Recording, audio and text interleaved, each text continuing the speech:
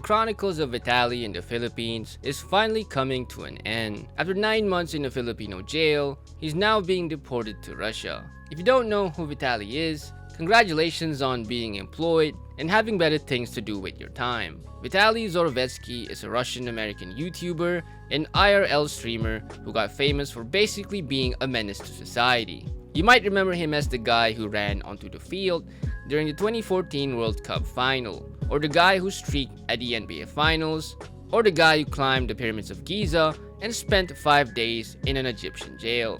Basically, if there's been a major international event in the last decade, Vitaly has probably been arrested at it. His whole thing was doing unhinged stunts in public, getting briefly detained, paying a small fine, and then turning the footage into content. It was a pretty solid business model for if you're a hooligan. The shots are kicking in.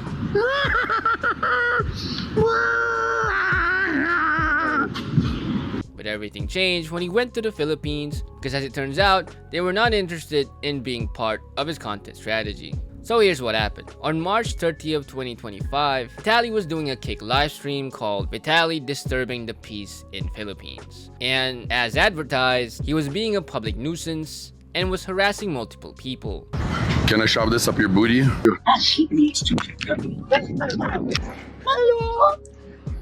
He's not chasing me. I know. He also tried to grab a security guard service firearm.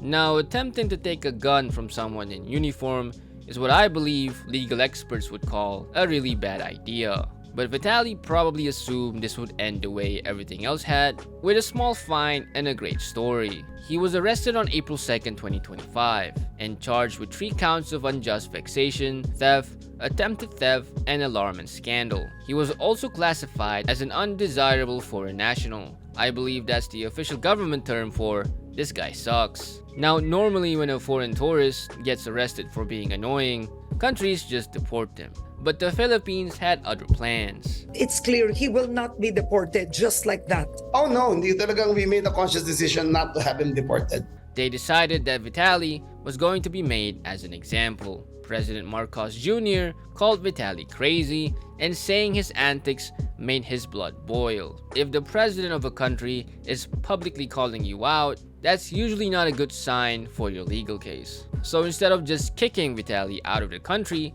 they made him stay in a Filipino jail cell to face actual legal consequences. And that was most likely a whole new world for Vitaly. Now, you'd think that facing actual prison time in a foreign country would inspire some humility, perhaps even a moment of self-reflection. Vitaly chose a different approach. At the April 7th press conference, they played videos of Vitaly's antics for the media, and while these videos were being shown, Vitaly started clapping for himself. He also flashed the L sign in case you were wondering if he'd learn anything. I guess when you've been arrested so many times and every time you just pay $100 and you get to walk away, you start to think that's how the world works. His legal team later tried to get the charges dropped, citing mental health reasons, which was denied, of course. I think using mental health as a defense for being a public nuisance doesn't really work when you were making money off of it. So Vitaly ended up spending 9 months in a Philippine jail, and it's completely different than an American jail. Not that I've ever been in one. The Philippines has some of the most overcrowded prisons in the world, like 3rd globally for prison overcrowding. Facilities operate 300 to 400% capacity on average.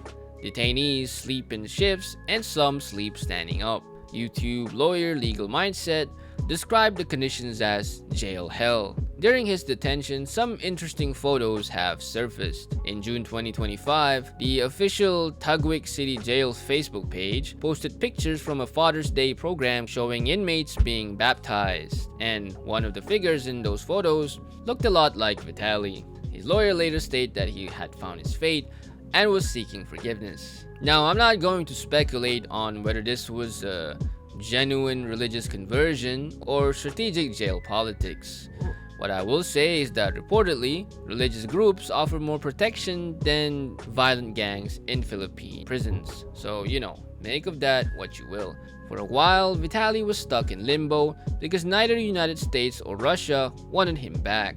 It's kind of like if you're a kid and your parents get divorced, but neither of them wants custody. because you're the reason they wanted to get divorced. Now, there was an interesting rumor that spread during all of this. There was a story that someone cut off Vitaly's hands in prison after he allegedly stole instant noodles from a gang member. This is completely and verifiably false, because at his January 2026 press conference, Vitaly appeared with both his hands very clearly attached to his body. So the good news is Vitaly still has all his limbs, but the bad news is Vitaly is still Vitaly. Speaking of that press conference, he looks like a completely different person now. This is what he looked like back in April 2025, his default skin. By June, after a few months in detention, and by January 2026, he looked like someone who had been living in a cave, a troglodyte. He appeared at his final press conference looking like he was doing an impression of the 1,000-yard stare meme. On January 15, 2026, it was officially announced that Vitaly had finished his time and would be deported to Russia instead of the United States. Now you might be thinking, wait, doesn't he live in Florida? Doesn't he have a green card? And yes, he does. But under Philippine immigration law, deportation is processed based on the country that issued your passport. And Vitaly is a Russian citizen with a Russian passport. So to Russia he goes. But there is a problem. Vitaly left Russia when he was 14 years old. He moved to the United States with his mother in 2006 and has been living in Florida ever since. His mom is still in the US. So he's being sent back to a country he hasn't lived in almost 20 years, where he likely has no real connections and no support system. Which brings us to the next question: what Vitaly's life will look like in Russia. If you're a content creator who relies on Western social media platforms, Russia in 2026 is basically your nightmare. Instagram has been blocked since March 2022, TikTok is restricted, and Twitter or X is blocked. And even if he could access these platforms, he can't make money on them. YouTube has paused all ads for Russian viewers. You can't even sign up for the partner program from Russia anymore. So Vitaly's entire business model is dead on arrival. Russia also has a law called Article 213 about hooliganism. Public pranks causing disturbance can result in 5 to 7 years imprisonment. So to summarize, Vitaly is being sent to a country where his favorite apps are blocked, he can't monetize content, and his entire style of content could literally be a felony. Now, I'm not going to pretend like this is some great tragedy. Vitaly spent over a decade harassing people in public and turning it into content. Every single time he walked away with a slap on the wrist and a new video. And then he went to the Philippines and found out that it's just a prank, bro. It's not a get out of the jail free card. But to be fair, I am glad that Vitaly is still alive and has both hands. It would have been a lot darker if he showed up looking like Count Dooku or disappeared entirely. I do hope that he changed for the better, and if he hasn't, I'm sure he'll find some way to make content in Russia. Maybe he can do pranks on bears or something. I hear they're less strict about personal boundaries. Anyway, that's the end of Vitaly's Philippine arc. Thanks for watching, like and subscribe, and I'll see you next time.